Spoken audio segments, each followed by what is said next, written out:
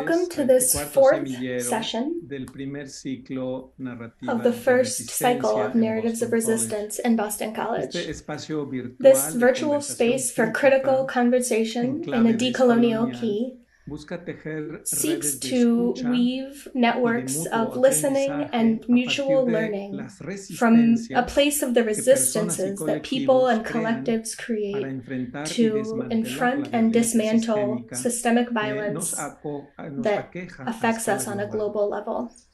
With this first circle of 4 sessions that we are closing today, we wanted to connect with the previous work done in Mexico with social movements and people from universities, the arts and civil society who accompany their struggles. In this way, we have created a bridge that has been connecting us with the social movements in the United States and other countries around the globe. I would like now to do a general introduction about the topic of human mobilization. Migration is a social phenomenon that has been occurring since the origins of humanity and is part of our way of being a human species, together with other species, always seeking the best living condition for each member of the community in the ecological environment that shelters us. Multidisciplinary studies on migration in recent decades have highlighted the anthropological and social character of migration to explain the origin and the ever-changing dynamics of peoples in their relationship with territories, modes of production of goods, exchange and creation of their own symbols that narrate the crossings and crossbreeding between diverse people, immigration, as a historical process always in progress. However, human mobility for reasons of survival in search of vital goods has also brought with it conflicts and rivalries associated with the control of territories, the role of political power to unite human communities, the religious rituals created to sacralize these conquests. In times of market globalization, forced mobility has become a major expression of the systemic violence produced by the world system analyzed by decolonial thought, with its 3 pillars of capitalism, patriarchy, and colonialism, to which we have integrated here the sacrificial religion as a mortar that gives cohesion to the building. Therefore, in the context of the globalization of the hegemonic world in this Anthropocene and Capitalocene era, migration acquires new features as a global phenomenon of forced mobility or enforced mobility for various reasons, such as poverty, gender violence, racism, insecurity, criminal mafias, high and low intensity wars, statehood failure, climate change, and other processes of decomposition of the modern polis in times of globalization and exclusion. In this context, migrant communities organize themselves in order to demand their human rights in situations of forced movement, whether they are communities of documented or undocumented migrants, and their experience of organizing is a strong experience that helps us understand from a different perspective these resistances to systemic violence that we have already analyzed in our previous sessions, in experiences like, for example, the Puerto Rican feminists in resistance against financial debt that has strangled Boricua society, mothers of disappeared persons organized in brigades that search in Mexico to find their children, whether they are dead and alive. The important thing is to find them and to give them a name, give them burial, and to demand their memory, justice, and truth. And a third focus of this violence has been the quilombos as autonomous territories for Afro-Brazilian communities in the context of growing racism against what we call the rhetoric of odio with João Castro Rocha. Today we will listen and dialogue with the Movimiento Cosecha in the US as a source experience of another kind of resistance, this time lived by This is a resistance lived by migrant people, many of them are undocumented, on the US side of the border, confronting diverse forms of violence, whether in their countries of origin or on their journey or in the territory that they live in now. They have created networks of support and have promoted struggles for recognition with their own key they call prophetic dialogue. That's the particular seal that they have on their movement. And it's a pleasure for us to receive our three presenters today. Juan Miguel will introduce them, who is my research assistant and a master's student at Boston College. Go ahead, Juan Miguel. Thanks so much, Carlos, for this introduction. And also for pointing out the relevance of our conversation today. I am very glad to introduce our speakers this afternoon, excuse me. In first place, we have Dara Marquez and Carlos Castañeda as leaders, dirigentes of Movimiento Cosecha. Dara is a volunteer community organizer for Movimiento Cosecha in Indiana, a national nonviolent movement fighting for permanent protection, dignity, and respect for all undocumented immigrants. Dara's work focuses on local campaigns aimed to enable undocumented workers and their families to live without fear of deportation or immediate separation from their families, such as incarceration. She currently leads political education workshops for local organizers and rising leaders of the dirigentes, pushing for a bill that will reinstate driver's licenses for all in Indiana. Marquez's attention to organizing with undocumented workers stems from her experience as a directly impacted immigrant. She immigrated to the United States at 3 years old from Apan Hidalgo, Mexico, with her family and grew up in Elkhart, Indiana, global leader in RV manufacturing. Y ahora presento a Carlos Castañeda en español. Carlos Castañeda is an uncoverer of knowledges and ways of thinking of our peoples. Currently, he participates in Movimiento Cosecha, which is present in different states of the US. Carlos was born in South America, in the region of the Peruvian Andes, and he immigrated in the 1990s to the United States. He lives now in New Jersey. Carlos has been involved in different organizing spaces, in churches and work centers. Today, Carlos continues working with hundreds of migrant families, creating community and people power using the method of prophetic dialogue. And finally, I will introduce Jenna Hunter-Bowman, who is Associate Professor of Peace Studies and Christian Social Ethics and Director of Peace Studies at the Anabaptist Mennonite Biblical Seminary in Indiana.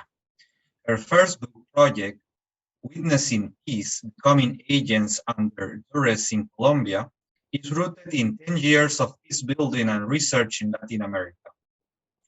Additional publications include essays in the Journal of the Society of Christian Ethics, Political Theology, the Journal of Peace Building and Development, and the Mennonite Quarterly Review.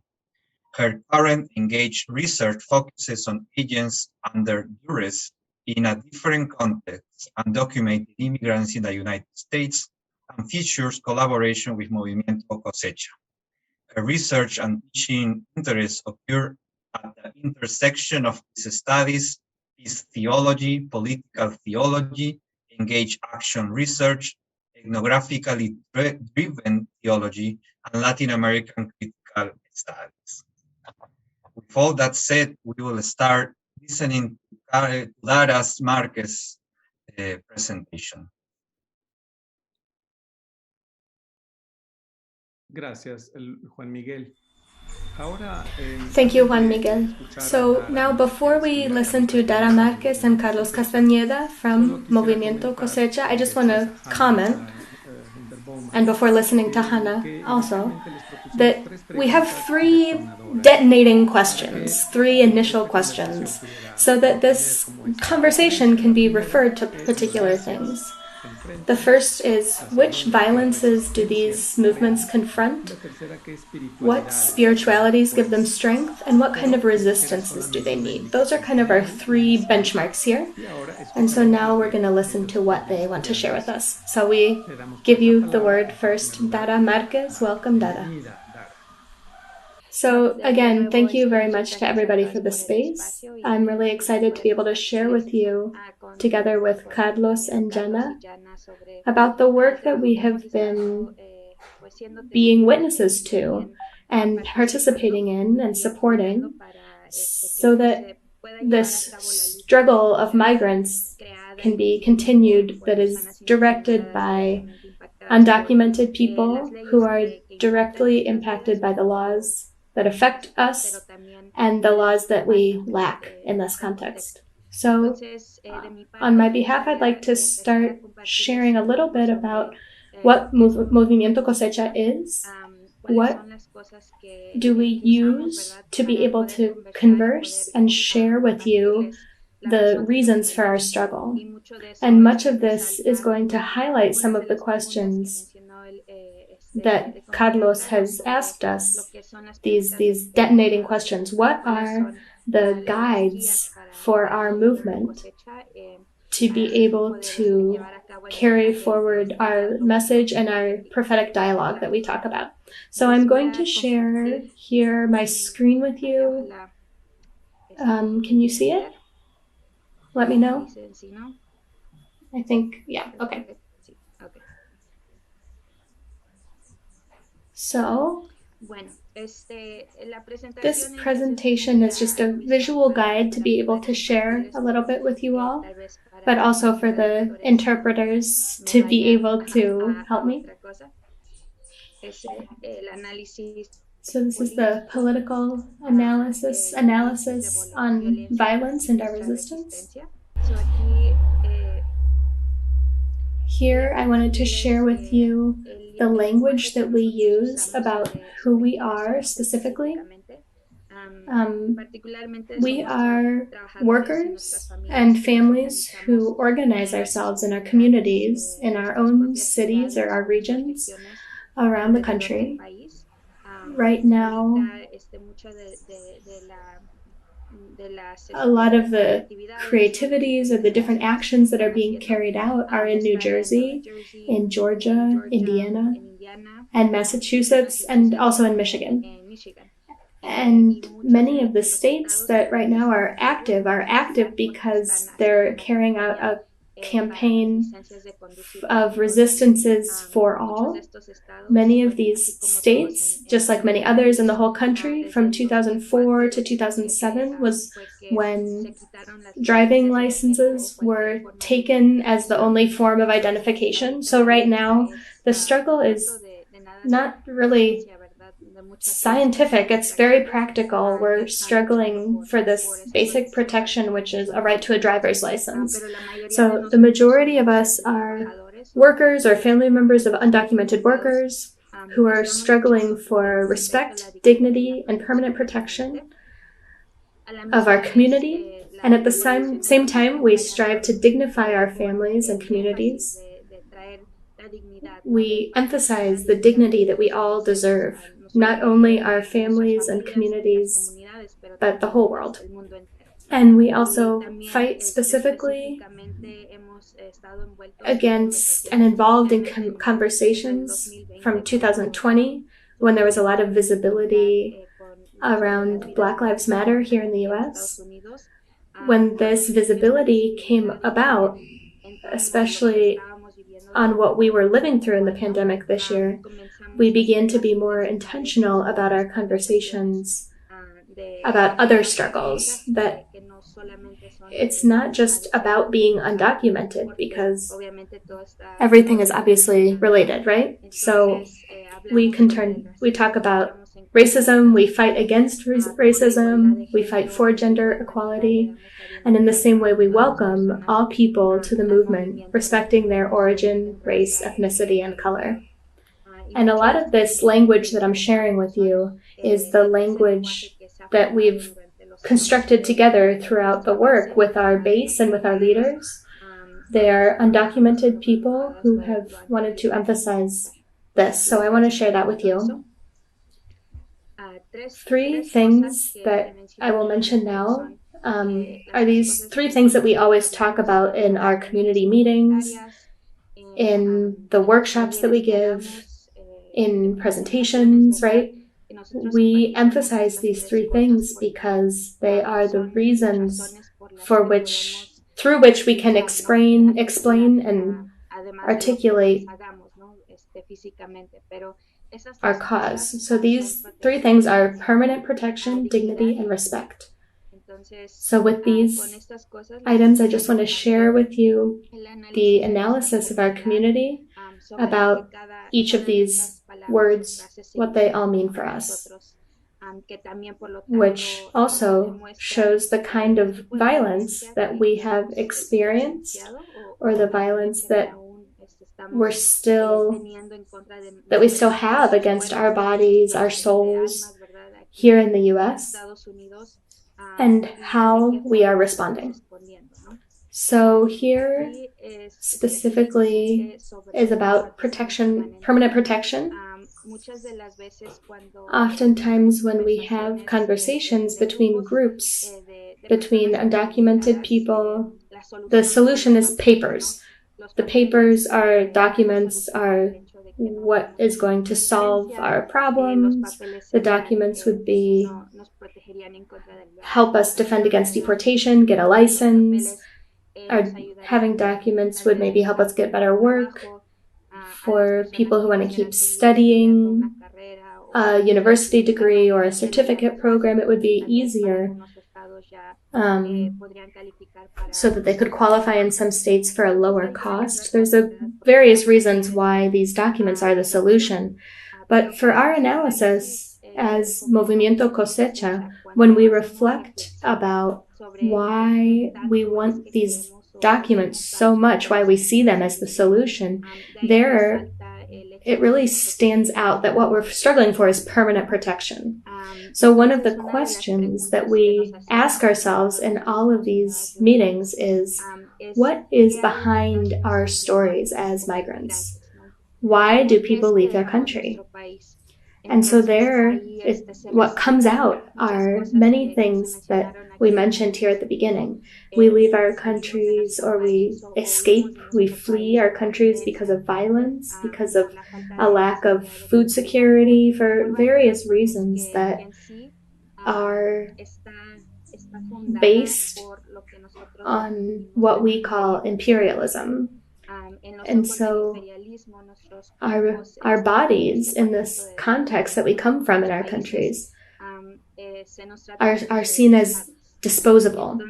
So this analysis has been important when we're explaining why we migrate. Why do we go to the US? Why do we come to the US?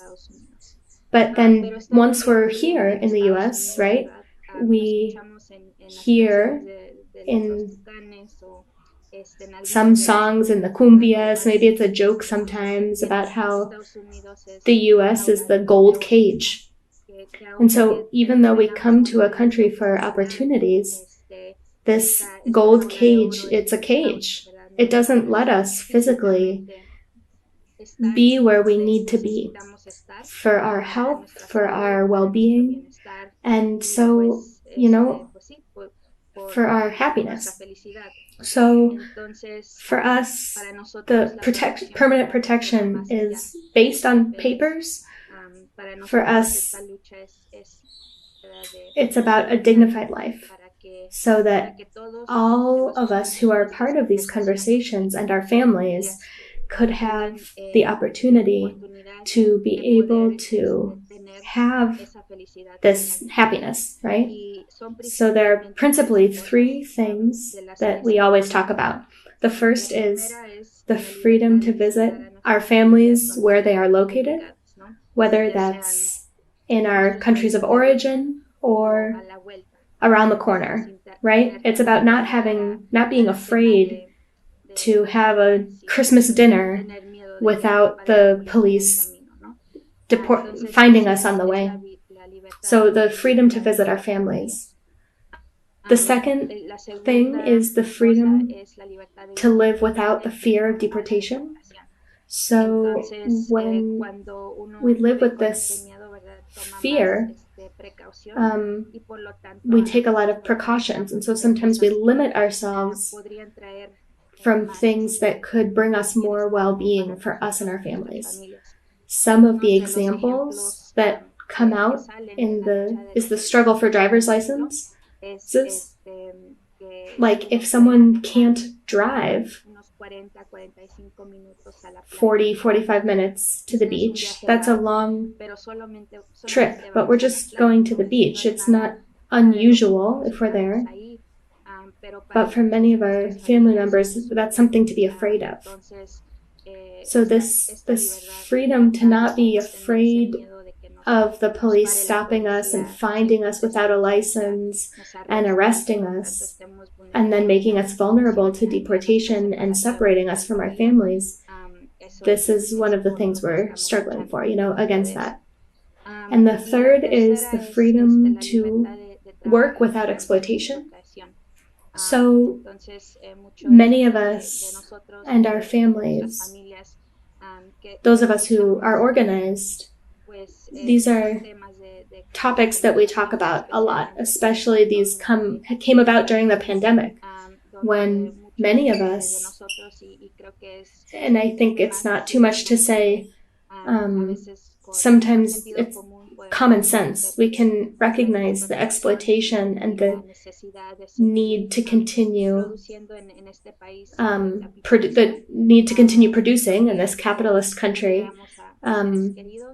So some of us became more aware of this in the pandemic, and we had to react to this crisis as families who were impacted. The next topic is respect. In these conversations about respect, specifically talking about how we are treated in this country as human beings, as people who live in the same communities as others, as other people who maybe have a bit more access to resources because they can speak English better, or maybe because they know more people who can help them, or simply because they have a job or an official position in the government or something. So respect has a lot to do with how we are treated as people, as families. And specifically in this country, we have the topic of the police persecution.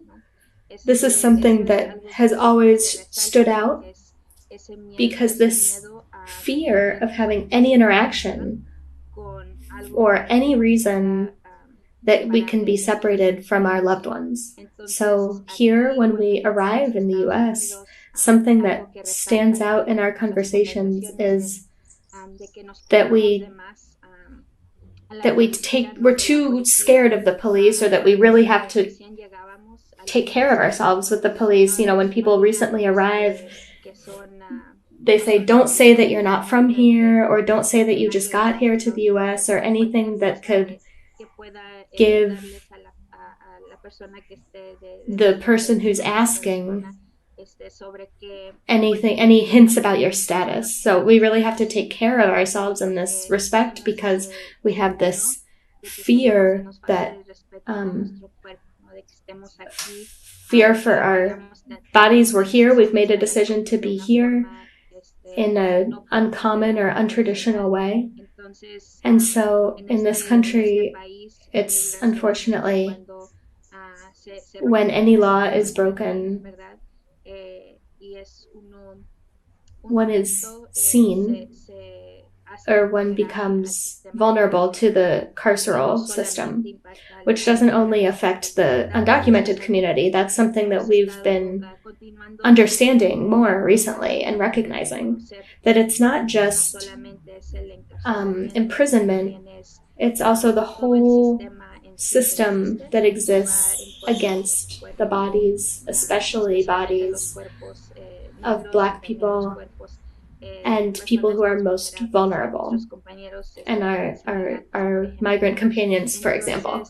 So that's why we continue demanding respect, and that these human rights are given to us. That's why respect is always among the topics that we talk about when we converse. The third point is dignity. So dignity, for us, we define it as something, is how we must be treated as human beings.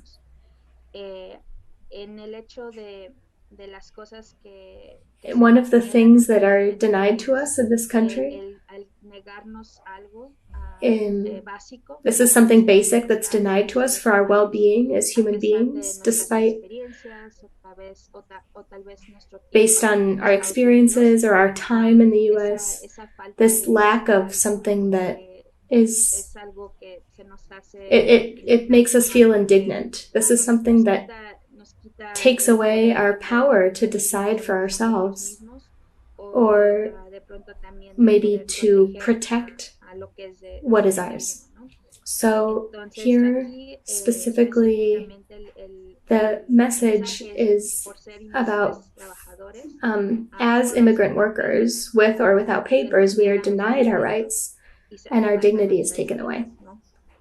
For example, having to do work that isn't paid well, but we have to do it even though it's work, because any work is better than no work. This kind of message. This country, we recognize that this country does not respect the rights that we deserve. And they are basically, our bodies and our lives are treated based on a monetary benefit, a capitalist benefit. And so this benefit we saw during the pandemic, because we had to keep working and working. But not just that, we also didn't have access to help or any relief that could be provided for us for our work, or either from our jobs or from the state. So that was when, as a movement, we responded to this crisis. And so that's why we talk about how the people save the people. So this response to the crisis is a way of taking what we see as dignity, to taking power into our own hands, and seeing that if the state isn't going to help us, even though it should, right, provide food, gas, light, rent, I will go organize with my people. We gathered funds, we distributed clothes and food, whatever, but we responded to our own needs for this dignity that we deserve. And so we wrote, "We will not allow ourselves to continue to be humiliated and denied the possibility of living with dignity. That is why, with our morale and head high, our fight is to dignify ourselves in order to dignify others." We fight for self-determination, taking control of our lives.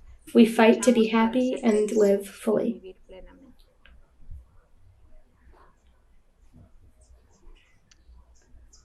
I'm going to share with you a video that we created in 2019. This video highlights specifically the struggle for driver's license in New Jersey. This video was created 2 days after our victory for licenses was won in New Jersey, and Carlos is going to be able to share more about the struggle. But this struggle for licenses in the state lasted for 18 years. And in these 18 years, different organizations were born, different groups of people, different nonprofit organizations, faith-based organizations, workers' rights organizations, etc. But they were never able to achieve anything. And one of the reasons why Cosecha began, right, and especially why Cosecha became more relevant in New Jersey was because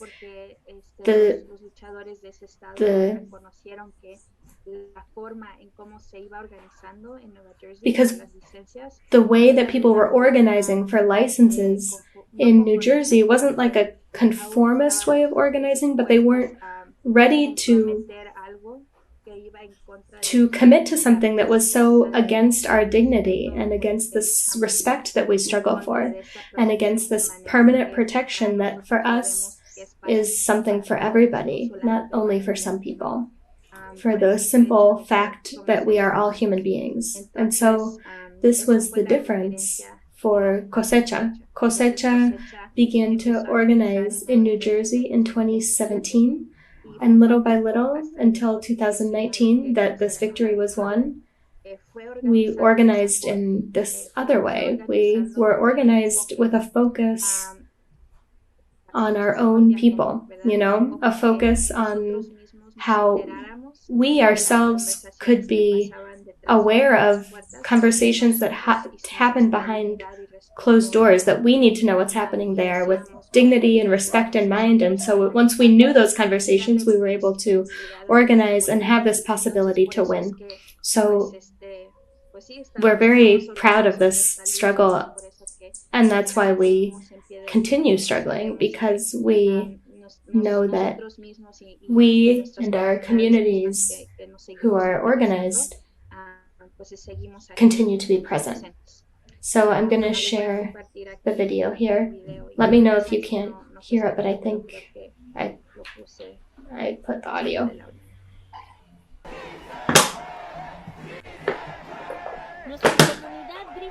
Our community shouts victory. It was us who struggled with self-determination and self-management. We broke the chains that were imposed for so many years, and we took power from our guts, and we won these driver's licenses together. I can go now to New York without fear of driving there. I can go take my daughters to the park with my license.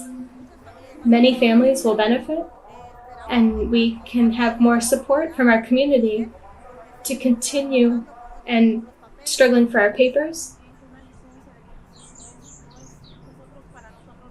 For us, this is a need. Every year in New Jersey,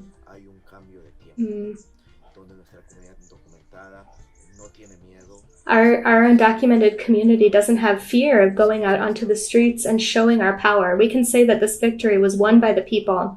This political system that for more than 18 years had denied justice to our community has finally understood that our community won't be silent. Through the years of history, we have always realized that our struggles for justice are political. We are the ones who have to lead these movements and these struggles. Nobody's asking for promises anymore. We are the ones who are scared to drive without a license. We're the ones who take our children in the cold, in the snow, in the rain. We're the ones who feel what it is every day to not have a license. And they told me so many times that, what are you struggling for? You're never going to win. You're Mexican. Go to your country, they said. But we kept faith. So I want to say, don't stop, continue struggling, that when things are done with love and faith, things are achieved. The people are alive, the struggle continues. Who are we? Cosecha. What do we want? Licenses. How? Struggling and creating people power.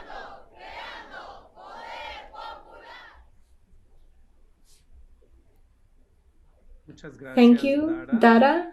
Maybe this first round we will now give the word to our companion, Carlos Castañeda, so that he can continue commenting, and then we will be in conversation. Go ahead, Carlos. Thank you, everybody who is with us now and who are with us later when this video goes up somewhere in the cloud. I'm just so excited to be with all of you, especially in these spaces that, thanks to Carlos and his team, have been able to design, no? Because it's very good that academia encounters the reality and actions in the field. So for different experiences we've had organizing with our communities, sometimes people from outside come to our communities and almost wanting to impose or a reality that our communities don't understand, or we don't really agree with that because for different reasons. So again, I reiterate my gratitude and enthusiasm for these spaces that you are creating. As you could see in the video, and let me know if I'm going very fast for the translator, in this video that you can see, it's a small summary of 2 or 3 minutes, but really summarizes the struggle of a people here in New Jersey, a struggle that lasted more than 18 years. Imagine 18 years struggling for a piece of plastic that gives you access to driving a vehicle without being detained in the street, without being treated as a criminal for not having a license, and then without being sent to the migra and then being deported. If you think about it, geez, this is crazy. How are people going to, with a driver's license, how can they separate so many families? And that's what happened for more than 18 years in New Jersey. If you got stopped without a driver's license, they took you to the migra, they left your family, and you would be separated.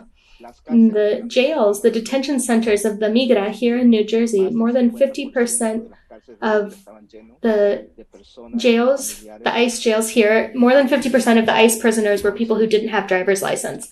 So Cosecha began to organize here in New Jersey in 2017, after many years of seeing that the status quo didn't change, and the organizations, maybe NGOs, nonprofits, were working, but doing it in a very traditional kind of way, and in a very polite way, and giving credit to the political system who was denying this right. So someone said, with the tools of the oppressor, you can't unbuild the master's house. We have to reconfigure our tools and create another way of organizing. And so Cosecha in 2017, we said, we're not going to do the same thing over and over that we've been doing for so long.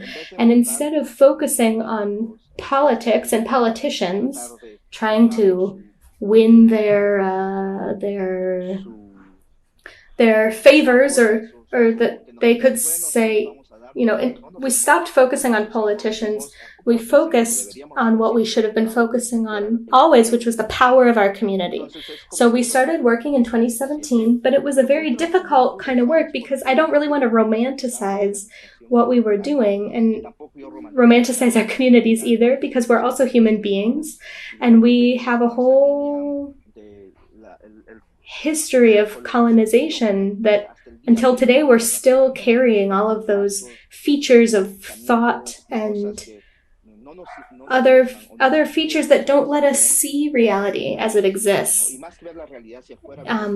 especially the reality of who we are and what we're capable of. We're not able to see it. For so many years, they've told us, especially to undocumented migrants, that because we don't have papers, we don't deserve any right, that because we cross the border without permission, we don't have any permission to denounce anything, any right to denounce.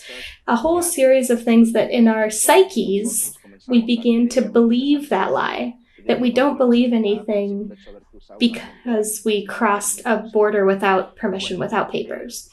So at the beginning of 2017, we began to restructure everything. With our communities, we began to call community meetings. Every time we went in, before we would talk about politics, first we talked about us. Who are we? Because as just like Carlos talks about the colonization, I mean, we have that too. We have this whole history of colonization. We also have a long, important, deep history of our ancestors, of the resistance that came before us. And people who come after us are going to remember our work and the work that we left to them. So that was like the first thing that we thought about our communities, was recognize and see who we were and how strong we were. Crossing the border isn't any old thing. I mean, disappearances, forced disappearances in Mexico, the danger of crossing the border. We have friends that we work with in Texas who are the Carmelita house, Casa Carmelita in El Paso, gives refuge and an organizing space for our siblings in the trans community, that when they cross the border, you run a lot of risk. Right now, crossing the border as a trans person is even more risky. And so that's how these levels of risk go when you cross the border. O sea, it's not easy to cross the border. The trauma that you gather when you cross the border, once you arrive to a place and find yourself with another trauma of a system that you're struggling against, when people see what you look like, how you talk, and all of these prejudices that you encounter, you just go from trauma to trauma to trauma. So how do we first get these traumas out, decolonize ourselves little by little, because it's not overnight, right? Decolonize ourselves little by little, and this takes time. But here in New Jersey, we could start to do this work. We were able to start doing this work with our migrant community, worker community. We began to all work for each other. And we went out to the streets, sometimes without police permission. The police would always be like, you have to have permission, otherwise you can't march, whatever. We went out, we took the streets and said the streets belong to the people. That's what we said. And if they belong to the people, we have to take them. And so we went out.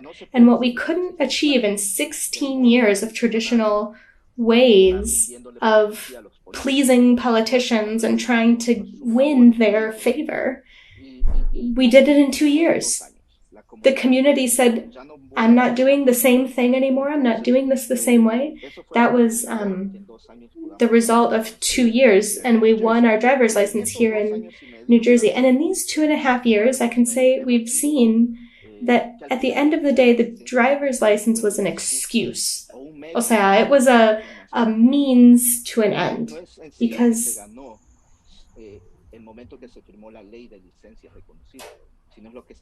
what we won wasn't in the moment of signing the law about the driver's license. What we won was the whole process of 2.5 years of organizing and treating politicians on the same level. It's really helped us decolonize ourselves a little bit more because we experienced it.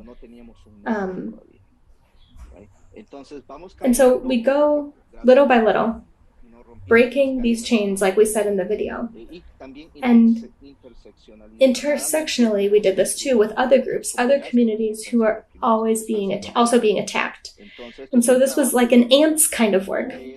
But these small victories, like the driver's licenses, show us that in addition to si se puede, in addition that we have to invent a new way of organizing. We can't just stick with the status quo.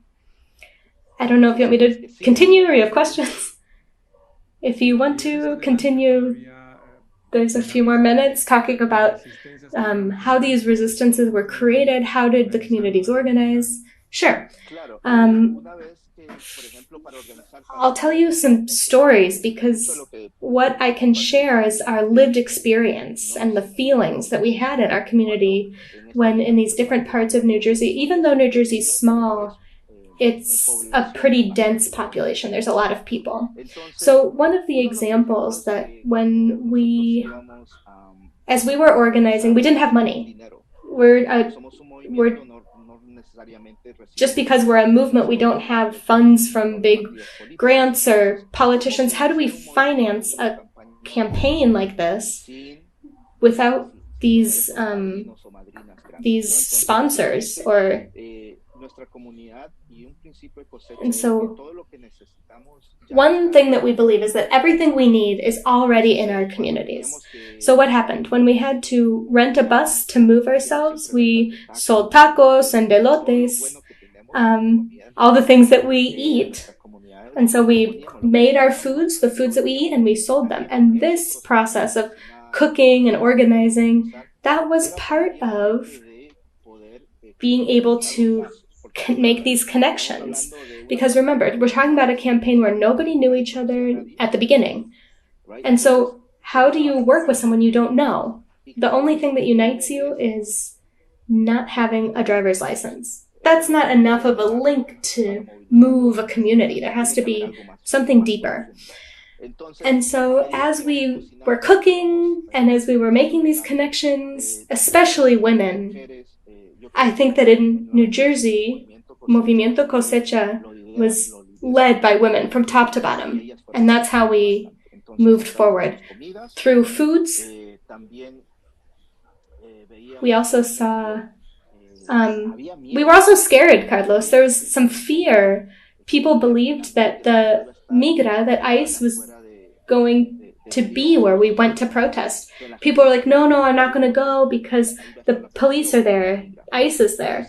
And because of the same concept that they've told us that we don't have a right to protest or to demand our rights. So it was a really huge mission to begin to kill the fear, to teach ourselves that even though we don't have documents, even though we crossed the border, we have the right to go out and protest. Another anecdote that I have is, in addition to the food, selling food to raise funds, also the stories of women that they told each other to encourage each other and to say that we can do this. One day, I remember that a friend invited me, a leader, a coordinator invited me to her circle, and I was curious, and I went, and I always ask questions, and so I went, and the coordinator invited me to eat, and I sat down, and she served me something that I ate for the first time. It was mashed beans with some vegetables. It was very simple in appearance, but the conversation that I had with her was powerful. She told me that this plate that she had provided to me was a recipe that her grandma taught her mom to cook, and her mom taught her to cook. And in that way, generation by generation, they learned to cook in this way. And so she showed me and explained this to me. As she was explaining, I took note of the pride that existed in this person to be able to share something that made her feel powerful. What do I want to say with this? Through this simple soup and conversation, I realized that it's not that our community doesn't know that we're powerful, but maybe we've forgotten where we come from. This line that draws us back to our ancestors that I said before, these ancestors who have resisted, that's where this dialogue, this prophetic dialogue idea comes about. Looking to the future, but first connecting ourselves with the past, right? We're connecting ourselves with the past, with different struggles in the South, especially, because sometimes we become saturated by one side and we forget the other side, or we look too much to Europe and we forget about our lands and the original peoples of our continent in the North and in the South. These people have a lot of examples of struggle, many examples of resistance. And so this is a little anecdote that I wanted to share with you, that our community really, at least in New Jersey, in our experience, it's not the same community anymore. This transformative process is happening. And we see this being repeated in other states where Cosecha is. And Cosecha isn't an exception. We don't want to think that we've discovered something. It's just, Carlos, that as we remember where we come from, where we're from, Central America, South America, North America, as we remember where we come from, we will understand better the parts of colonization that still direct our spaces, because we have to decolonize our struggle too. Do you know why? Because, as I said before, there were moments, many times, where these nonprofits came to our neighborhoods and our communities, and they said to us, if you do A, B, C, and D, you'll win. But they said it in a way like a savior kind of mentality, right? Like wanting to push us and obligating us to do what they wanted without them realizing that our cosmovision, our worldview is different. Our worldview is different. Our view of the cosmos. They didn't understand that. They didn't consider that, take that into account. And so maybe even if the community wanted to organize, we didn't. And so it's very important to keep that in mind. And dialogue, prophetic dialogue, is just that. We talk to each other, reminding each other, pushing each other in a prophetic way, looking to the future. Our prophetic promotion of this way. So we learned not to say small things, but to say it in a big way, not just in a aesthetic way, but in the deepness of our feelings, that really we're talking about something big. And little by little, this has been changing the spaces that we move in. Our community is realizing how much power they have. And little by little, depending less and less on nonprofits that want to basically kidnap the future of our peoples with good intentions, I suppose, with a good spirit of wanting to help. But at the end of the day, it's just a kind of servitude, a kind of servitude of our people. So that's why we say two things. We don't want saviors from outside, and we don't want caudillos. We don't want señores, lords, owners. We can govern ourselves. We can direct ourselves. For example, in Michoacán, in Cherán. And so we have this discussion of the police and the violence of the police. People see it as something impossible. We have examples, though, of self-governance where our companions in Cherán pushed out the police. With the help of the Zapatistas también, we have examples of self-governance and resistance of the police. And so we can reflect on that. We can't continue forward just with the same stuff over and over. There's just so many examples on this side of the ocean in the Americas that show us that ways that we can replicate. But then at the end of the day, we see that it's really something that comes from the inside to the outside. Yeah. Thank you very much. Carlos, who shares my name, for this first round, very powerful conversation about resistances that are nourished by the ancestors of our peoples. And you've really changed the logic of the struggle for dignity, respect, and what Dara was also explaining so clearly, and that Movimiento Cosecha has been able to develop for us. It's very, we listen to you with so much passion. This resistance, metaphors, symbols, stories, these plates of beans and vegetables that you share, and how this was like a ritual in a certain way that helped you to recover strength and history. This is part of the resistances that we have. Thank you for bringing this to our memory and reminding us of other communities in all the Americas, of all Abya Yala, are struggling for autonomy, which is signals of hope to change things from a hegemonic way.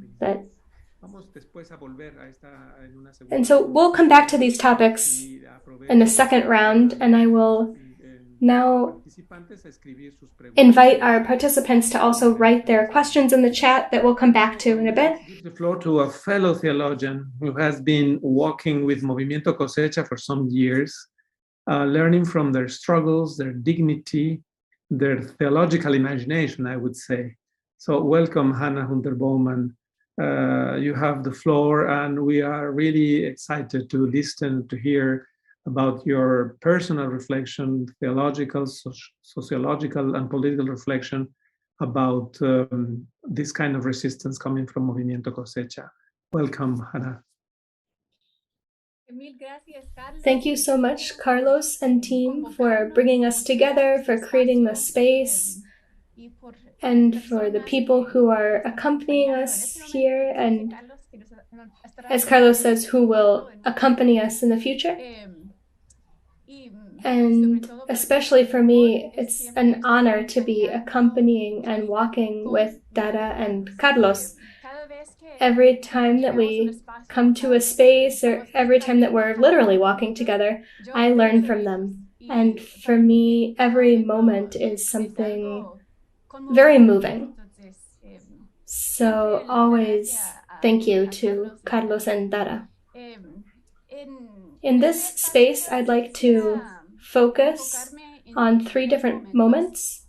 The first one is going to be about agency under duress, an idea about agency under duress.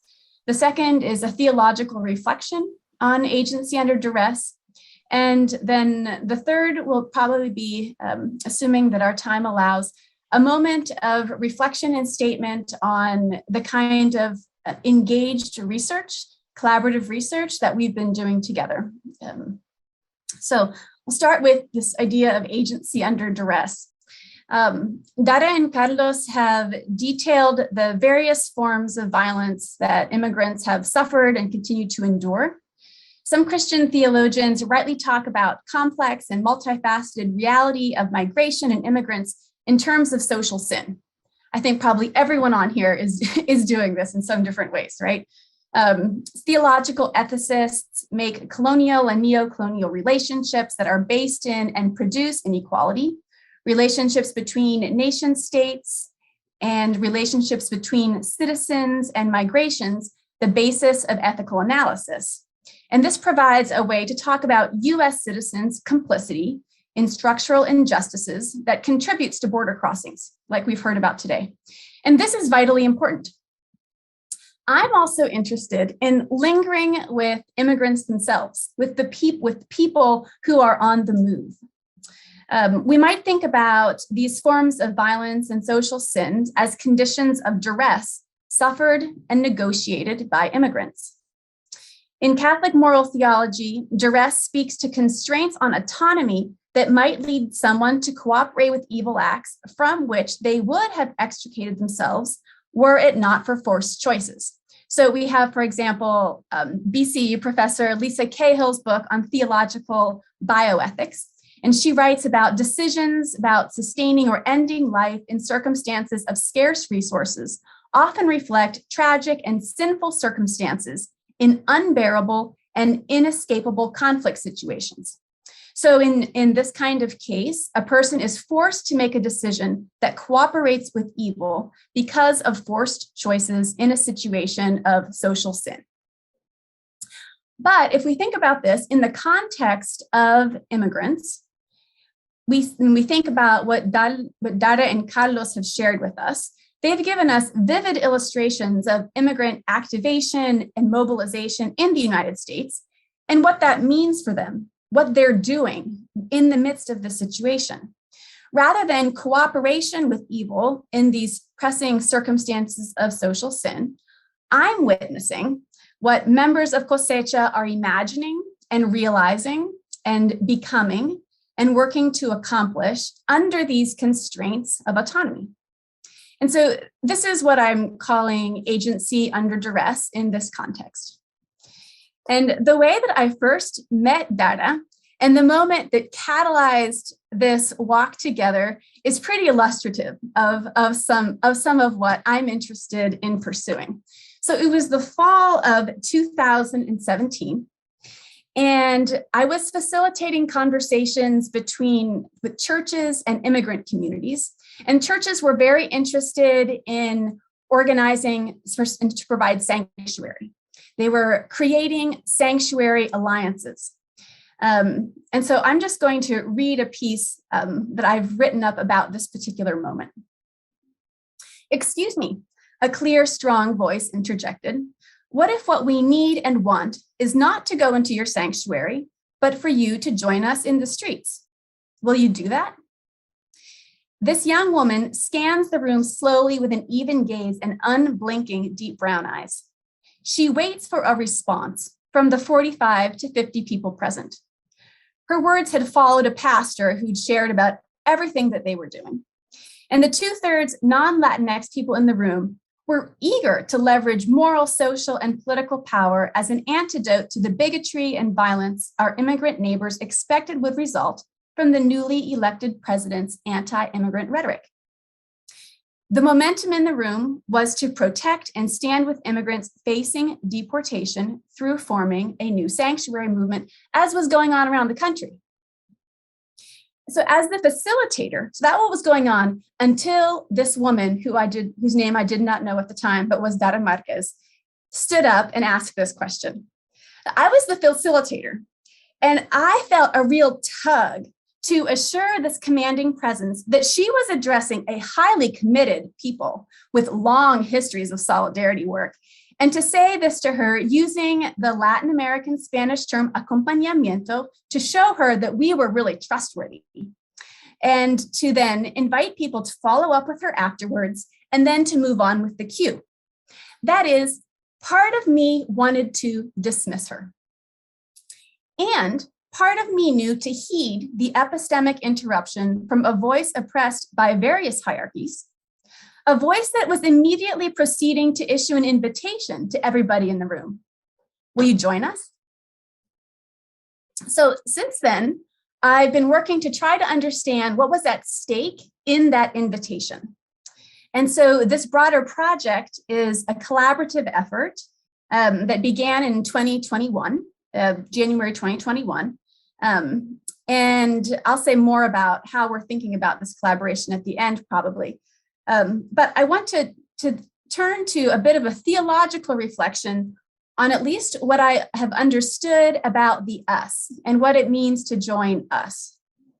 And because a part of what we're doing here is to really think together, you are going to continue to hear me quote Dara and Carlos because we're genuinely trying to think together about what it means to reflect on these questions theologically.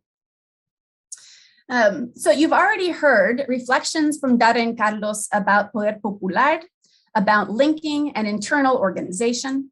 And I can see by looking around this Zoom room that you will already notice the resemblances with Latin American liberationist and movement and Latin American movement political culture. I can see that. These kinds of traces were summarized in a conversation that Carlos and I had while we were on a caminata, on a walk across Indiana last summer. To my surprise, as we are talking about what this we might be, Carlos starts theologizing. And so I'm just going to recount some of this conversation and the sense that I'm making of it. So poder popular is power from below, from within, inherited from Latin American history of struggle, Carlos told me. Here we were talking in a church lobby in Bloomington, Indianapolis, prior to taking off for that day's walk. Around the floor, there were all kinds of signs that we were going to be carrying that day. Poder popular, no one is illegal on stolen land, Movimiento Cosecha, etc. Carlos says, you know, a part of what we're doing here is bringing to the surface the richness of our past. Now, you can imagine what he was saying because he said he told you many of the same things. So I'm not going to recount all of this.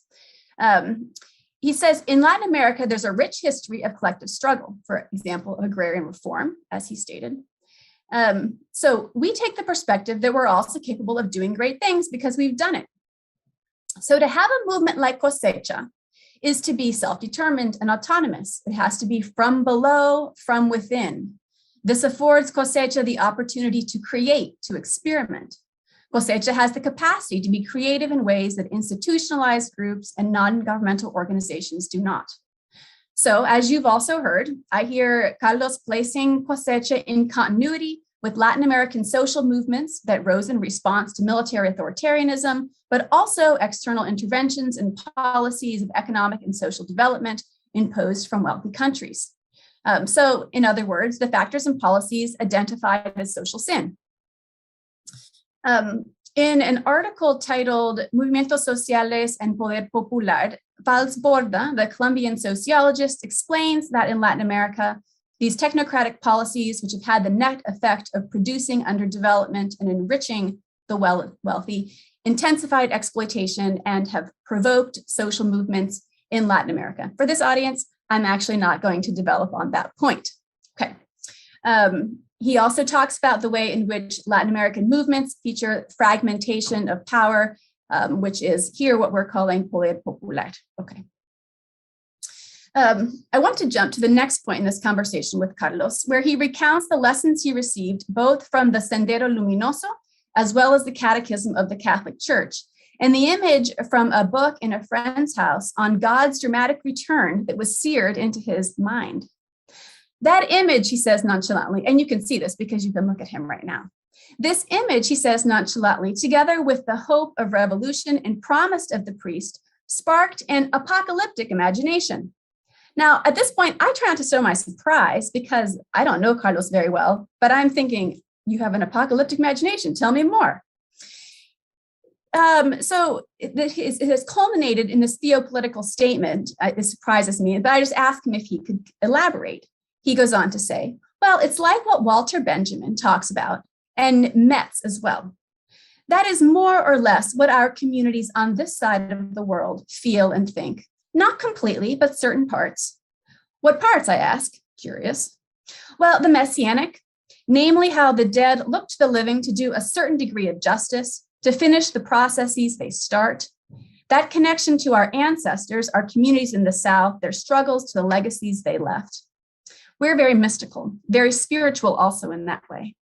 What has struck me about reading of the Messianic from Benjamin and Metz is that, as they say, many times people look to the distant future. I think what we need to refocus and say is that today is when we must do a lot more. We have to make it happen. It sounds very simple, but it's very powerful. I nod. It resonates with what I learned through working about 10 years with violence-affected communities in Colombia. Of course, liberation theologians also speak of the apocalyptic in relation to the experience of God's intervening presence in times of crisis. And I found the messianic apocalyptic to be the most helpful theory for understanding the becoming of corporate agents under duress of a we, as you may have read in the article that was circulated that I published several years ago, far before I talked to Carlos. Although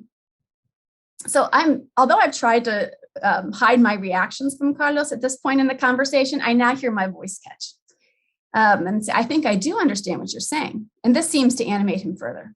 So it's fascinating. We've forgotten, or we've been made to forget, that mainstream history is written by the victors. But to take this back to what I was saying before, when you say let's organize, you're saying that this is not the first time we've done this. This is our ancestors' history, and their struggle lives on in us. So we have to stand up to leave, but I'm intrigued, and I really don't want to let this conversation go. So then how do you understand Cosecha diverging from Benjamin and Metz's conversation of the Messianic? I asked Carlos. He chuckles and he says over his shoulder, somos movimiento. So I'm hearing a play on words here, meaning something like, we're on the move, maybe because he's just trying to get me to stop talking to him, because we really do need to get into the van at this point. But we're literally walking, and Cosecha is a social movement, of course. And I understand him to be saying that the Messianic is the best register to speak of the us that becomes a force of movement, but that the Messianic interruption itself does not offer a fulsome account of movement dynamics of building and transformation. And this might also be, I mean, we could just jump in and talk about Pope Francis's notion of desborde here. Like, this is very much to the Messianic, then there's a desborde that then moves it, that floods and powers a movement, right?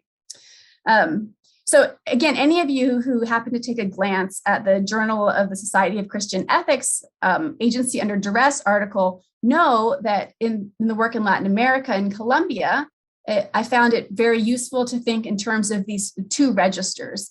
A Messianic register that talks about, as a way of talking about a we that becomes and becomes a force, and then differentiated from but partnered with a movement register with the possibility of transformation. So at this point, I'm fully floored in this conversation with Carlos. And in the work that we're doing together, I'm continuing, our next step will be to do a series of interviews that is going to continue to try to explore these themes, to see if this is just something that Carlos and I are thinking, or if this is actually something that resonates more broadly. But there's more to say on this. In the context of Cosecha, the us that becomes a force does not have a formal relationship to institutional churches, whereas the communities that I worked with in Colombia were churches. Yet the epistemologically privileged and undocumented members witness to the presence of God within that reality. I hear that time and again. Speaking to one of my classes on Zoom last fall, while she was making masks in a factory, Dominga Cortez said that her priest had denied her request for Cosecha to meet in the church basement and discouraged her participation in Cosecha. But she says, and she stopped sewing to look directly at the camera for a second in the class as she said, I have realized something. God is with el pueblo, even if churches are not. God is with us, even if our churches are not. So listening with Cosecha and thinking with Cosecha has really led me to also think in terms of translocal. A moment ago, I noticed two meanings of this somos movimiento that Carlos said. And there's a third possible meaning for this somos movimiento that I've been thinking about lately. And it's based on the reality of Cosecha being composed of immigrants, of people who are on the move or people who have been on the move very recently. And in some ways, aren't we all on the move? Walking with Cosecha has made it apparent to me that global migration flows make attention to translocal movements, especially south to north, like Cosecha, necessary and relevant, particularly as we're thinking about what climate migration is going to be looking like in the years to come. But what about this notion of translocal? Translocal perspectives seek to integrate notions of fluidity and discontinuity associated with mobility, movement, and flow, together with fixity, groundedness, and situatedness in particular settings. So fluidity, we have the carrying forward of what was received from ancestors, from struggles, in some cases with Dara and Carlos, literally from parents. And then we also have the groundedness, very place-based practices in response to the needs of immigrant communities. You've heard quite a bit here about the work of driver's license. I've also seen the ways in which, when others were receiving checks from the government during the pandemic, most of Cosecha was not, and they organized among themselves to provide food, to recover rent, to support one another when children needed support with homework online. So there are many ways in which it's a deeply place-based response that's also at work, which is a dimension of what theorists of translocal talk about. And so for me, again, it becomes particularly attention to think about the translocal, but in ways that are also theological, given what we're hearing from those who are participating in these translocal movements, again, particularly south to north. So to close, do I have another minute? Can I do a time check? Okay, all right. Sure, please, take your time. So maybe I'll just say one word then in closing about this, what we're sharing here, what I'm sharing here in particular, is something of the first fruits of this collaborative effort of engaged research. And the basic model of engaged research as I came into this project and as I was thinking about it, is that engaged research addresses a problem or contributes to a goal identified by a violence-affected community. It also intersects with scholarly interests and concerns. It analyzes practices in light of scholarship and scholarship in light of practices, so is therefore multi-directional there, and is assessed and evaluated accordingly. And when I say assessed and evaluated accordingly, I am primarily accountable to Carlos and Dara for what I'm doing. But I'm also accountable to those of you who are in the academy around this circle. You're peer reviewing my work. I have to go through all of the same IRB, of course, regulations as everybody else. So this is what I mean by these multiple areas of accountability. And for me, very particularly, I'm sure we all have our different trajectories into this space, because I think in this circle, I'm probably in good company in ways that I'm not usually in good company in academic spaces in thinking about engaged research.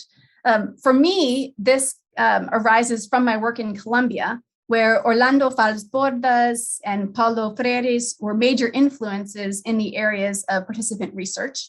I'm also influenced by the work of community-based research and pedagogies, as well as, of course, the colonial, decolonial, and feminist literatures on reflexivity and methods of participant observation.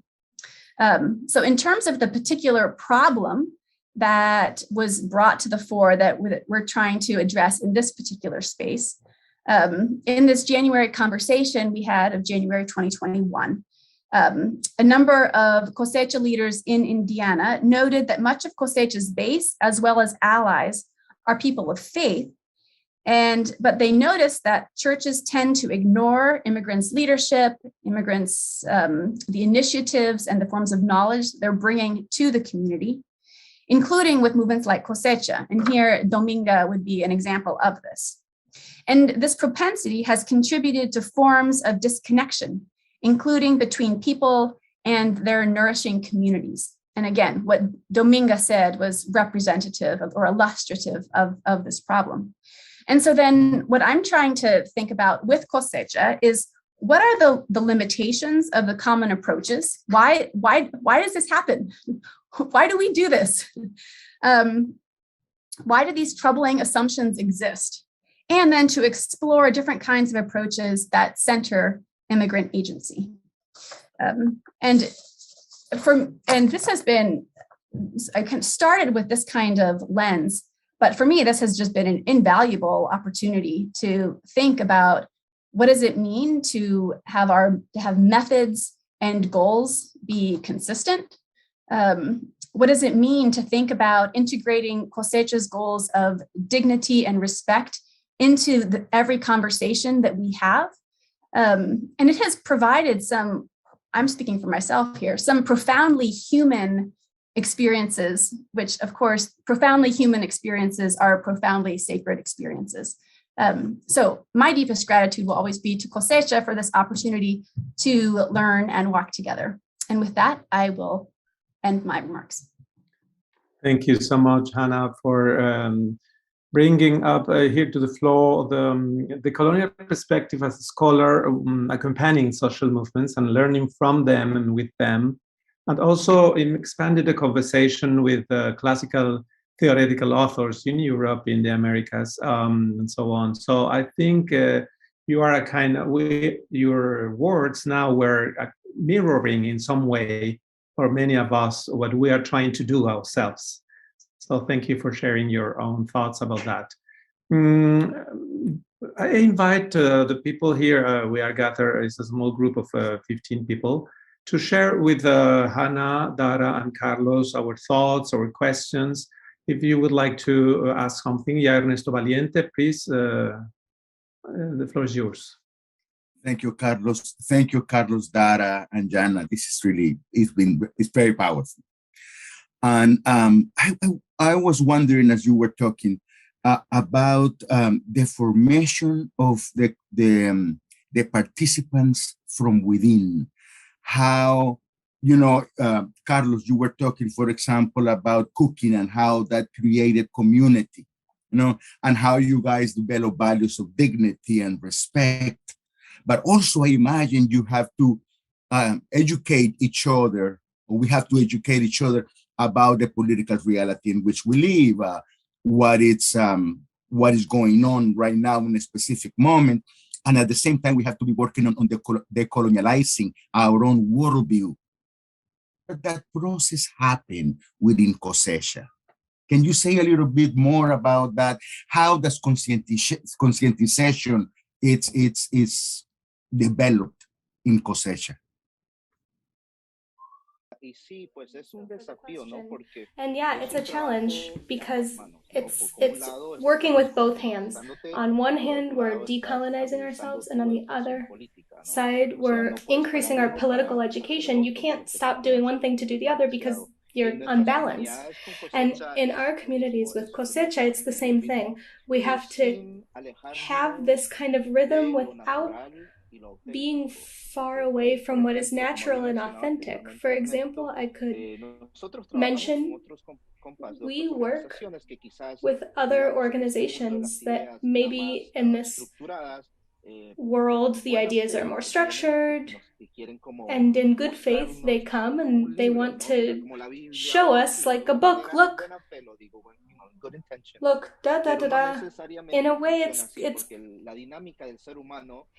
good, but it doesn't necessarily work because our dynamic is mobile. One day you want something, the other day you don't. And so to have a little bit of discipline to be able to share this political education is first, a person has to want to change their environment, not just materially, not only their material conditions, but also their desire to want to learn more. And so in Movimiento Cosecha, we see predominantly the majority of people in Cosecha are women. It's the majority of our people are women.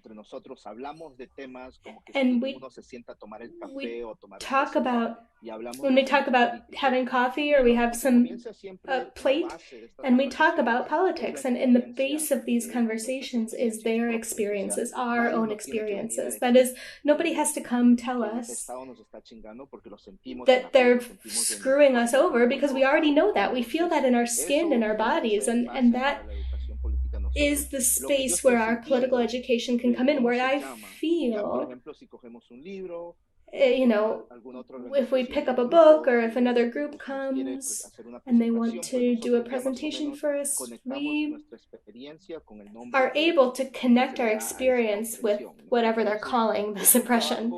So it's, I think, a collective kind of work.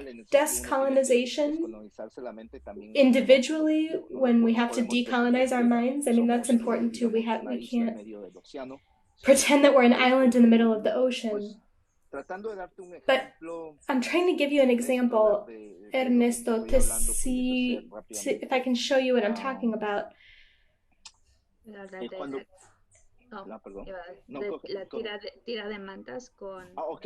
Maybe like the...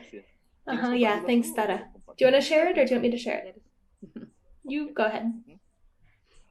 Sí, bueno, pues de lo que estaba reflexionando Carlos, un poco del proceso de cómo Yeah, so what se Carlos was ha talking about a little visto, bit ¿no? O of the sea, process uno of puede ser how testigo de la descolonización, we pero can be witnesses desde to dónde this comenzó. decolonization, Un but compañero what I en can Nueva tell you Jersey, is about how one of our muchas companions de las in veces New en Jersey, cómo nos introducimos one of al the uno al ways that otro we en las introduce comunidades ourselves to son each other por in our reunión communities comunitaria is with a y a community veces meeting. hablamos de And temas sometimes we talk específicos de about nuestras specific ciudades, ¿no? Por topics ejemplo, in en our este cities. caso For fue sobre la example, in this licencia. case, we were talking about Y vamos licenses. a hablar sobre And qué we eran las talk about what licencias, is a por qué ya no las license, why teníamos, don't we have them, en qué proceso estaba en la política, ¿no? O sea, quién tenía what que firmar the qué, political toda esa process was información. like. I mean, all of this kind of Pero information. conforme íbamos organizándonos, And as muchas we de las became veces more and more era porque organized, queríamos often it was because tomar acción, ¿no? we wanted to Queríamos take ir a action. marchar, We wanted queríamos to go hacer un march. We rally, wanted to do a hacíamos rally. cacerolazos, We por wanted ejemplo, to make noise with varias our pots razones, and pero eran pans, and mucho basado en acciones. a Y a lot of veces, our organizing was como based on se mencionó hace action. rato, And por so, temor de as que I estuviera la policía, mentioned o que before, we had a lot pasara, of o que fear estuviera about la migra, the ¿no? Que police viniera la coming migra, or ICE todo coming or estos whatever. miedos nos All of cohibamos, these nos cohibimos, fears really inhibited cohibamos us de hacer cierta cosa, ¿no? Un from doing ejemplo some of these era de things. las tiras de One manta, example was a tira de manta.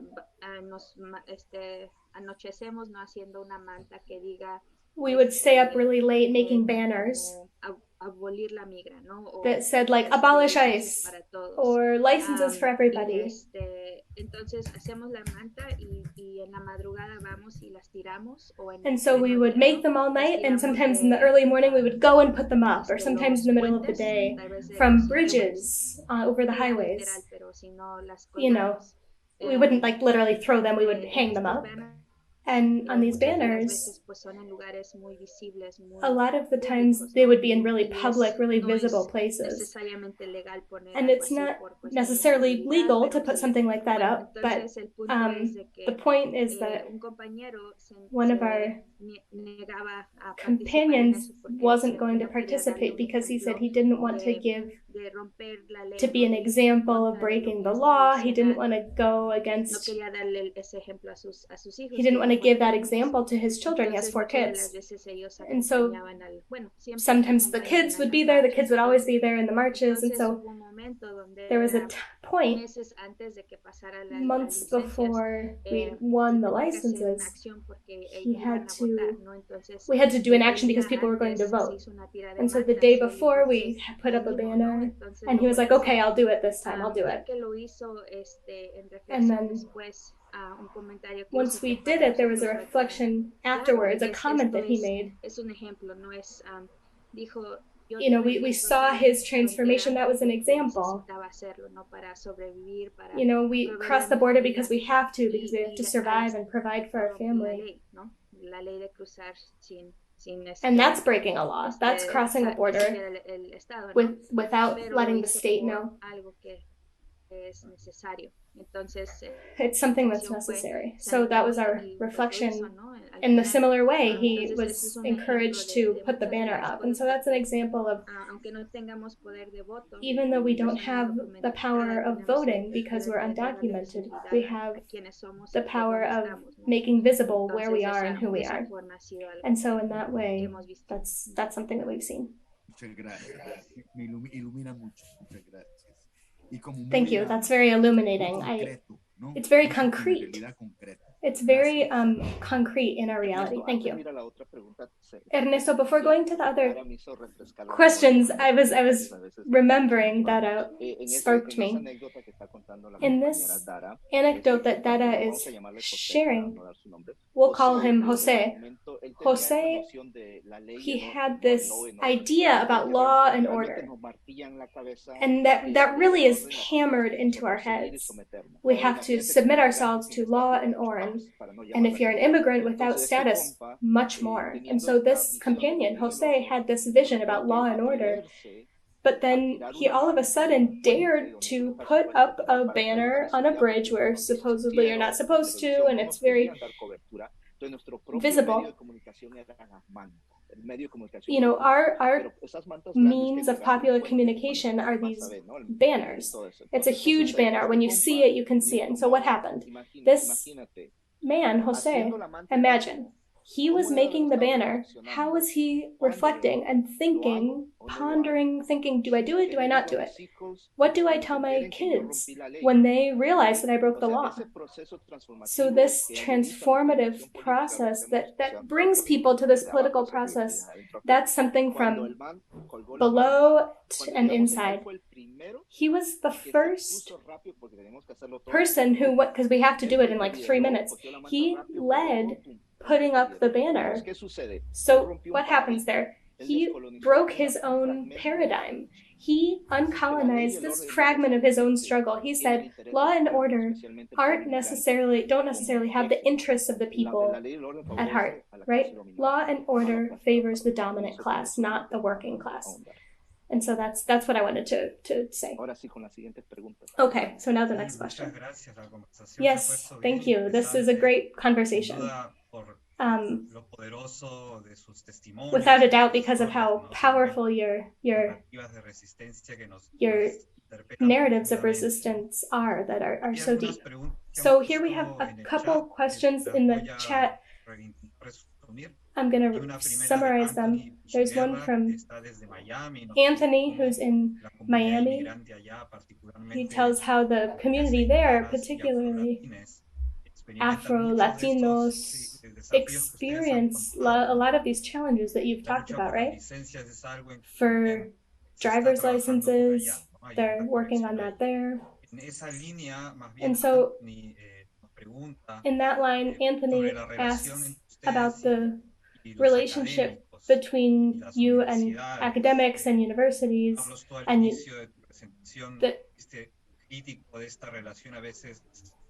Carlos at the beginning was maybe a little bit critical of this relationship between social movements, nonprofits, what kind of collaboration they've had with universities, and what have been talking a little bit about the limitations that there have been. And so I don't know if you wanted to add anything about what kind of possibilities there are in this collaboration and how we might do things in a different way. And then for Hannah, there was also a question about her experience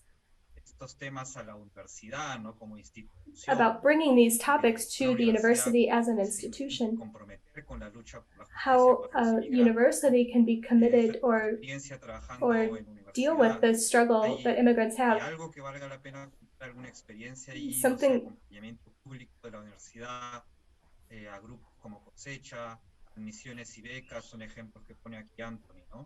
Anthony gives a couple examples about scholarships that universities could give, or how universities can support these kinds of movements for undocumented students. Those are the questions that Anthony has. So we'll get them to the last question instead. Nemo Castelli has a question for us.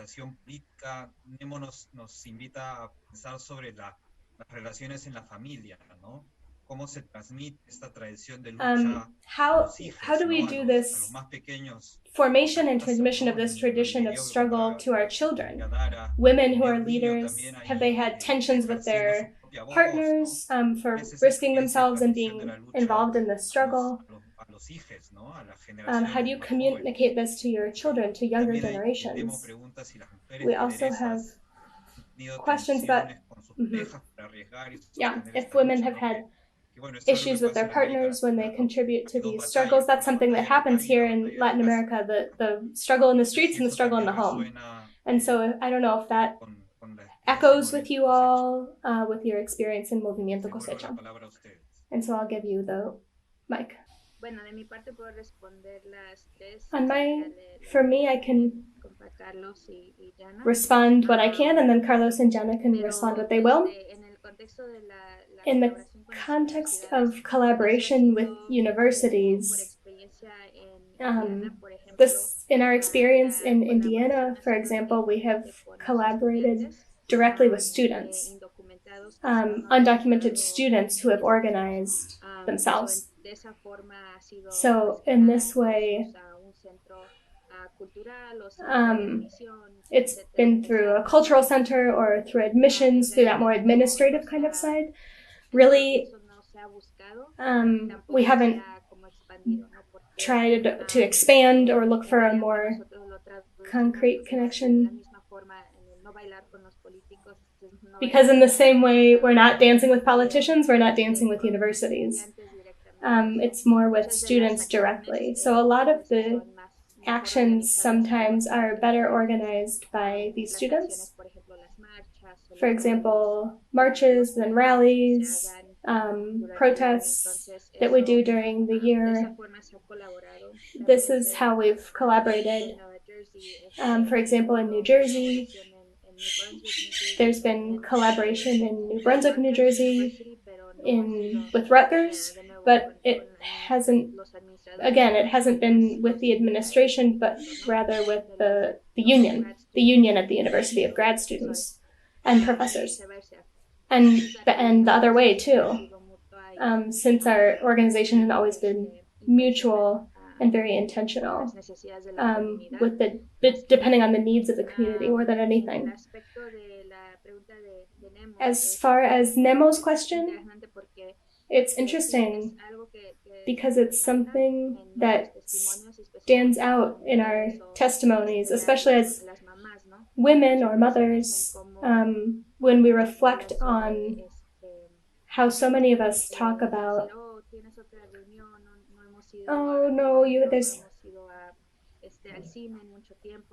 we haven't gone to a movie in a long time, or we haven't gone out to eat because every week there's a meeting or a reflection or something. And so we've heard those reflections, but at the end of the day, when they give these reflections, they also talk about how their children are learning the songs that we do, about the licenses. The kids run around saying, "We want licenses." And so sometimes we invite women also to bring their partners. There have been a lot of different ways that they've been able to, I don't know, say it in Spanish, we've tried to address ways that people can involve their families. But yeah, there has been tension as far as families go. These are relationships that are created too when you make friends in the movement. One of the principles of Cosecha is about reciprocity. And so in that same way, when we're talking about creating relationships of mutuality,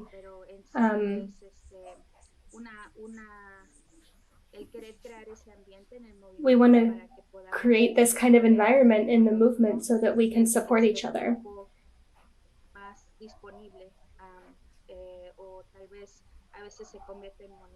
Sometimes this mutuality is financial also. If people need help paying their gas this month, or whatever things people need, we try to have these kinds of balance out the needs. And so this is we do the work of our movement, but we also work on building relationships among families and among communities. I don't know, Carlos or Jenna, if you want to add something. I'm going to try to remember the questions because I can't read them while I'm looking at the screen. So with the question from Nemo about how we transmit this spirit of struggle, as Dara said, to our children start repeating things, but we also use art and culture, crafts. Also, always emphasizing that children shouldn't repeat things just for repeating things, but that parents have a role in this. When parents go home, when they're making food, when they're together, when kids ask, "Mom, why does Dara say licencias yes, promises no?" And then the parents are able to explain it to their kids in a more detailed way, why they're struggling, why the state prohibits certain things. And so this opens a space so that parents can transmit this information, but they also start in this process that Ernesto is asking about, this kind of gradual formation in politics while they're growing up. And with the question also from Nemo of how couples deal with the movement, because sometimes there is a lot of tension. You have two adults who are working full-time, maybe time and a half, and there's sometimes not time, but normally what has happened in the movement is that women have been the ones who have been more present, and men, seeing their spouses involved and organized so much time, they want to know. They say, where is my spouse? Where is my partner? And so they start to come and listen to what they talk about. And men start little by little sticking on and getting involved in the movement. And so eventually becomes the whole family completely, not just the mom, who's the first who comes and listens to the meeting, but then later dad comes and the children come. And so Movimiento Cosecha, in the majority of times, it's a family movement. Anthony asked, I don't know if it was Anthony who asked about schools, but whoever asked about schools, we have had here in New Jersey some allies in Rutgers University through the unions. The city of Rutgers, to give you an example, the mayor of the city of New Brunswick, where Rutgers is, demolished a school where the 98% of the families were migrant families, and sent it to be built on a piece of land that is full of carcinogens and bad for health. So we went to Rutgers and we said, how is it possible a university that's here in New Brunswick is accomplice and telling us to sending our children to this contaminated place? And so we began to have these community meetings, and the parents of families and the union at Rutgers came together. It was a coalition where the school responded. I'm a bit confused about school versus university, but so if we have a university in the neighborhood where we live, this university has to be responsible, and it has to open its doors, not just to political education formation or whatever they want to do, but physical spaces. They have to open physical spaces. Because when the churches say that we can't use their space, the schools open their spaces, or sometimes the schools don't open their doors to us and the churches do. So sometimes we have to be figuring out who's going to give us space, and when neither space, it's okay. There's always a house with a patio, and that's where we go. No hice pregunta. I could jump in and maybe I'll speak in English to give Laurel a break, and then she can maybe formulate her question. Maybe I'll just pick up where Carlos left off, and I think that Anthony was the one who asked about institutionally what. So I work at a seminary, but Anabaptist Mennonite Biblical Seminary might also be doing, in addition to one individual professor. Just to name a few things, and Dara and Carlos can tell me if I'm being honest or not, or if I'm missing things. I think for me, one of the most valuable things has been the regular fall course that we work on together. It's a colloquium where Cosecha has been one of the featured. It's a featured movement, and students both participate in some modest ways. They have hours where they're participating with Cosecha, and then within the class itself, speakers from Cosecha come and share on different themes, and then we try to create together. This past semester, we worked to answer the questions that I articulated earlier that are driving this collaborative research effort. And that's valuable because students who are here are from around the world. And so they're not only getting to know what is this place that I've come to through knowing the organizing of an immigrant movement. And for me, that's really valuable. That is not the introduction I was given when I arrived to graduate school, was to get to know what are the movements of resistance in the area where I'm studying. So I find that's one, that the seminary is blessing that work. Another thing would be one of the parents of one of the leaders, the local leaders, the father died of COVID, tragically.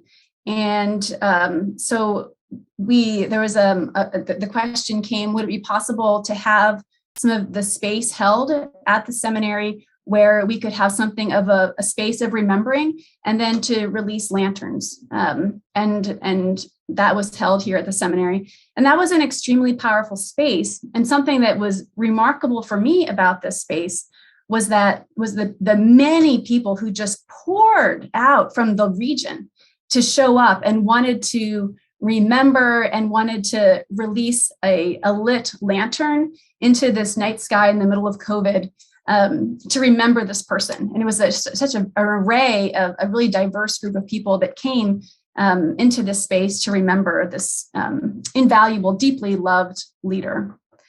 And we're working on entrance. That was one of the specific questions that Anthony asked. So I think I'll leave it at that.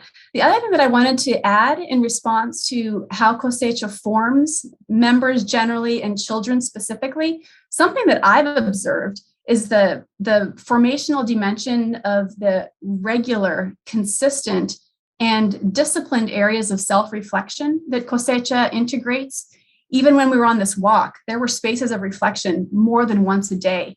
And they were not, sometimes they were tense because people were actually dealing with conflicts that rose in the midst of difficult situations, like when someone came in a car and tried to run people down.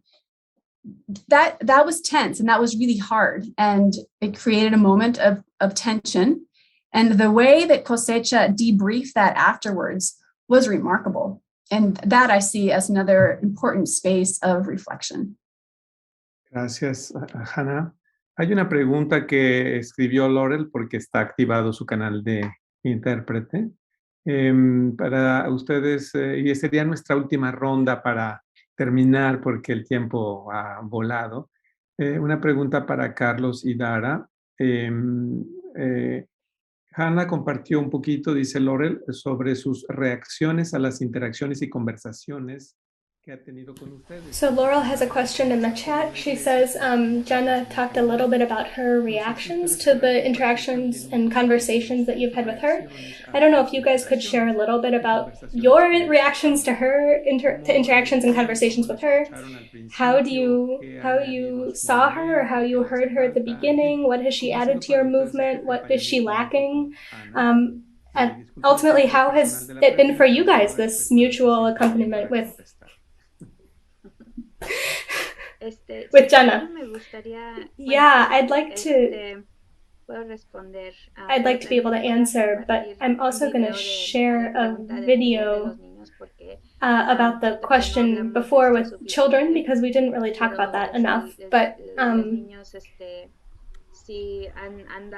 children really have contributed a lot, not only with their legs walking in the marches, but also at meetings. But it's been very no encuentro la palabra de describir por cómo el movimiento en realidad se ha formado también de esa forma, la forma en la que se ha hecho por it speaks to how the movement has tried to involve children. So if it's okay with you, I'm just going to share this video. I don't want to lose the moment of asking for this reflection about the question, but I joined Cosecha to support them. I know they've been through all this work. March,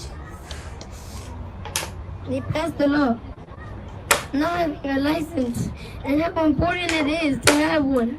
It's very important because there's many ways of transportation instead of just walking throughout rain or snow, especially in the cold. Everybody suffers. That's why everybody is asking, when are you give them out? Nobody's asking for promises anymore. We want those licenses. And our parents also. They're so important to us. This is all we need. To have transportation from one place to another.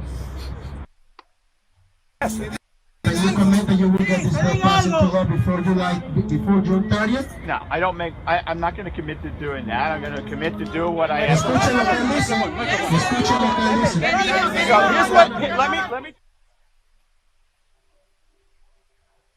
Licencia sí. Promesas no. Licencia sí. Promesas no. So, quería compartir eso. I wanted to share that video. It's a analysis of how David, who was 8 at that time, interpreted what was happening. And he was surrounded by 300 plus people at this rally outside of the speaker's house. And it was his words that just came out, right? And so that his reflections is, I have to walk in the cold and the snow with my mom because we can't drive, right? And that's very basic. And I'm going to stand here and I'm going to confront this man who is the first time I meet. And I'm going to let them know what it is we want here. And I am backed up by my family, right? By the community. So that's just an example. Pero to the question, just real quickly, yo honestamente pensé, otra güerita más quiere ayudar. Honestly, I thought, oh, another white lady wants to help us. That's honestly what I thought. Because oftentimes, and I'm happy, obviously, to know her, and Jenna knows that I love her a lot. It was people who came and looked for our stories, especially in church places, looking for stories of undocumented people, so that the church, this was our interpretation, so that churches could say, we're connected to communities. We've listened to Dara, we've listened to a certain person. So as we've been able to grow our relationship and also define it, it's not something transactional, we're walking together. And this for us has been something different, you know? Somebody who sticks around. And it's not just for a little bit of time. It's something that since I was a young people, this is something that since I was young, this is something I've learned to appreciate.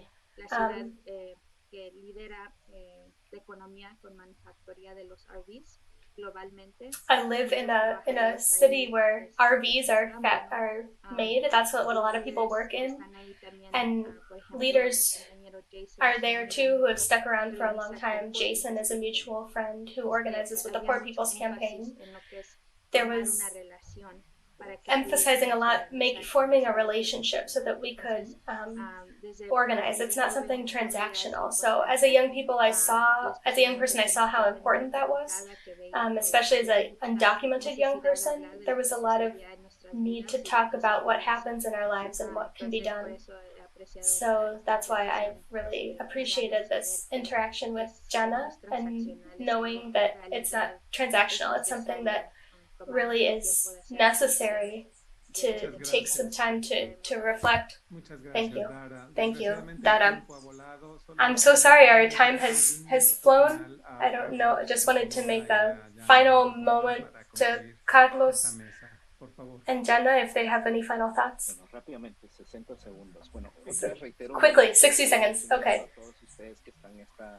I just want to thank all of you who are here in this session. If you have questions, please ask us. You can find us in Facebook as Movimiento Cosecha or in New Jersey as Cosecha New Jersey. We would be super happy to connect with you in other spaces. Remember that dialoguing, we learn more, and good luck for everybody in your personal and collective projects. And from New Jersey, we send you a lot of love. And as we say, we're all pilgrims and we find ourselves together on the path. Thank you, Carlos. A final comment? Maybe just that for me, it's a gift to be in a circle of people in different places and different trajectories that are really thinking about what would it mean if our readings of our theologies and our readings of the Bible were not completely racialized. Is there a way that we can unlearn and we can reread in order to be a part of a much broader movement that is liberatory? And how might we think about what this means in moving into the future when things are going to be changing dramatically?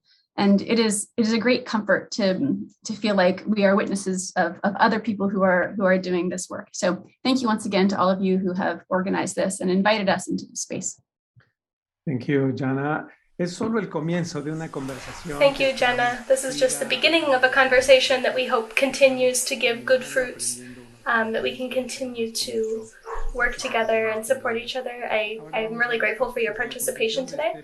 So now we will conclude this first cycle of narratives of resistance, some central ideas that I want to outline in order to take the next step. 4 sessions of this first cycle of narratives of resistance at Boston College, we have been listening, dialoguing, and opening new horizons with social movements from Puerto Rico, Mexico, Brazil, and the United States.